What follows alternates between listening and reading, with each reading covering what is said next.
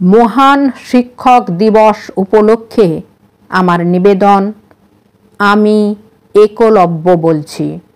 কলমে কবি মানিক পাল, কণ্ঠে আমি কবিতা দাস। আমি একলব্য বলছি। হ্যাঁ, তৃতীয় শতাব্দীর উঠোন পেরিয়ে আজ একবিংশ শতাব্দীতে উপস্থিত হয়েছি। আমি সেই হতভাগা একলব্য। তৃতীয় শতাব্দীর গুরু শিষ্য, এই একবিংশ শতাব্দীতে শিক্ষক ছাত্র।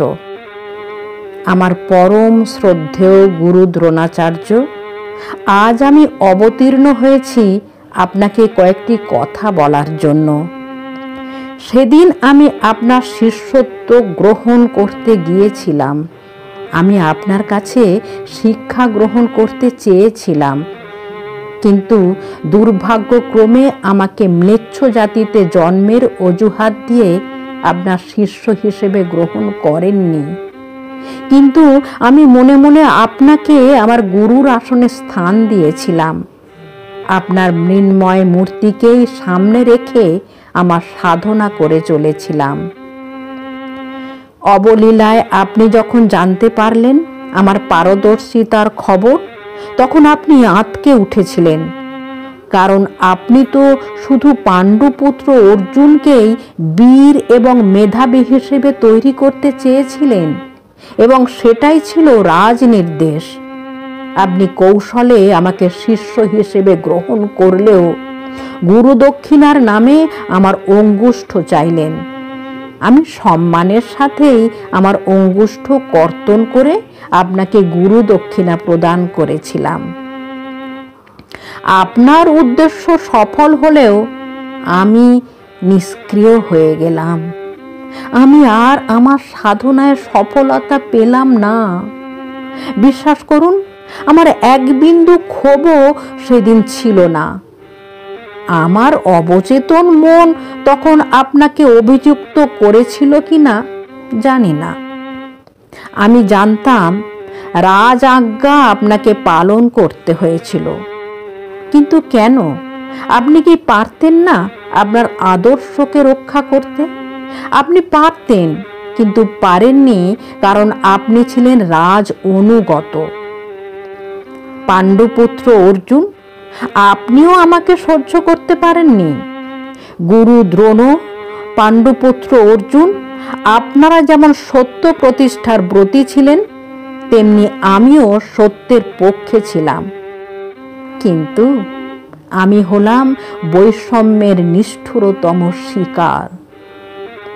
শ্রদ্ধেয় গুরু দ্রোণ, পাণ্ডুপুত্র বীর অর্জুন, এত কৃতিত্ব, অসাধারণ বীরত্বের পরও সেই তৃতীয় শতাব্দীর মহাভারতে লোকচক্ষে আপনারা দুজন কলঙ্কিত।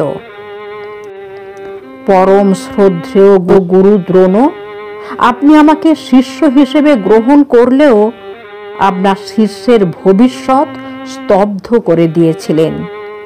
তবুও আপনার প্রতি আমি শ্রদ্ধা পোষণ করেই আজ একবিংশ শতাব্দীর ভাষায় এই সংকটময় মুহূর্তে একালের সকল শিক্ষাগুরুদের কিংবা আমার মতো বঞ্চিত একলব্য কিংবা শিক্ষার্থীদের দুটি কথা বলতে এসেছি।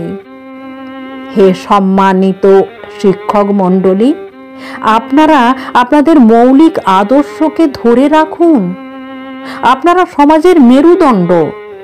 তাই আপনার সততা এবং নৈতিকতা দিয়ে আপনাকে মহান করে রাখার দায়িত্ব আপনার। আমি দেখতে চাই না আর কোনো দ্রোণাচার্য সমস্ত গুরু কিংবা শিক্ষক সমাজকে কলঙ্কিত করুক। আমি চাই না ইতিহাসের পাতায় লেখা হোক আর কোনো একলব্য আর দ্রোণাচার্যের কাহিনী। হে শিক্ষার্থীরা, জানি তোমরা আমার মতো ধর্মান্ধ হয়ে অন্যায়কে মেনে নিতে পারবে না, কারণ শতাব্দীর পর শতাব্দী পেরিয়ে এখন এসেছে জবাবদিহিতার এবং প্রতিবাদের যুগ। তাই তোমরা যদি শিক্ষাগুরুর কোনো আচরণে অসন্তুষ্ট হয়ে থাকো, তাহলে তার প্রতিবাদ হোক মার্জিত এবং গ্রহণযোগ্য। শিক্ষাগুরুর সাথে প্রতিবাদের নামে অসভ্য আচরণ কোনো সভ্য সমাজের কাম্য নয়। গুরু শিষ্য তথা ছাত্র শিক্ষকের সম্পর্ক হোক শ্রদ্ধা ও ভালোবাসার। একবিংশ শতাব্দীর ইতিহাসে যেন কলঙ্কের চরিত্র আর বৃদ্ধি না পায়।